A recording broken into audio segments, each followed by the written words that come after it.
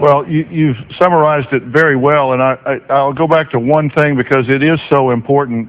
What could have caused these injuries to the head? Because one of the things that I have been stuck on, Dr. Wecht, is that in all of the work that I've done in these situations, if you have someone whose life is taken from them, they are going to fight you. You're going to have defensive wounds, you're going to have bruising, you're going to have scratches, you're going to have all sorts of things that are very specific.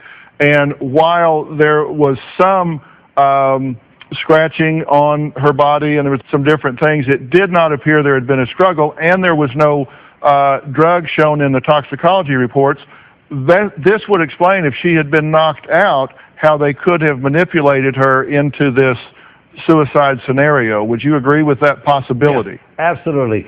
You have something of a rounded, smooth surface that impacts against the scalp, thus not producing a laceration, or the head impacting against something that is smooth, curved, contoured, nothing that is pointed, nothing of a projectile nature, and that's why you don't have a scalp laceration. But the force pushing down on the scalp against the top of the skull, the calvarium. Remember, there's no space between your scalp and the top of your skull. So when you push down on it, or when you smash it against something, you get hemorrhage on the undersurface. Well, we have what we call lines of force from any blow. The lines of force don't just stop there, they continue on inside. And it is the intrusion of those lines of force that lead to what we call a concussion. Not every concussion leads to unconsciousness, but many do. And so that could well explain why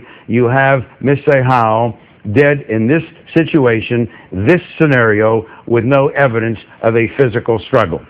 Well, Dr. Wecht, let me just ask you in closing this question. As perhaps the most experienced pathologist in the workforce at this point, do you see, in your opinion, a basis for reopening this investigation and moving forward with all due effort to try to determine what's happened?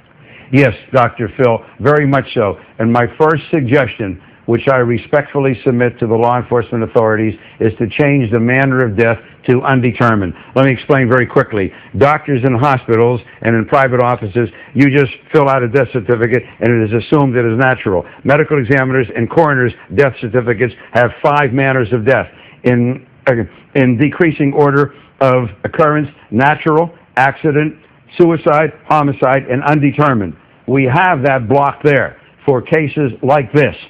And you put in the manner of death undetermined, the case is left open, and you continue to work it thoroughly, exhaustively. That's what should be done. I'm not saying they should label it as a homicide now, but they should certainly approach it as an undetermined manner of death. And you say undetermined, but you also say that you are leaning strongly towards homicide as opposed to suicide. Yes, I am. All right. Dr. Wecht, thank you so much for your time and work in this. It has been immeasurably helpful. Any comment, Mary, from you? Thank you so much for helping us out.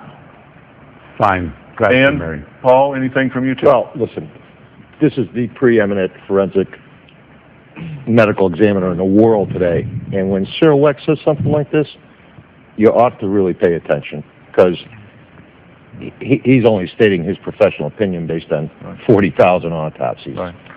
Dr. Wecht, thank you again. Thank you, Dr. Phil. Thanks, Paul. Thanks, Mary. So will Dr. Wecht's results be enough to reopen this investigation? Where does the family go from here? You'll be surprised what Mary says she wants to see happen when we come back.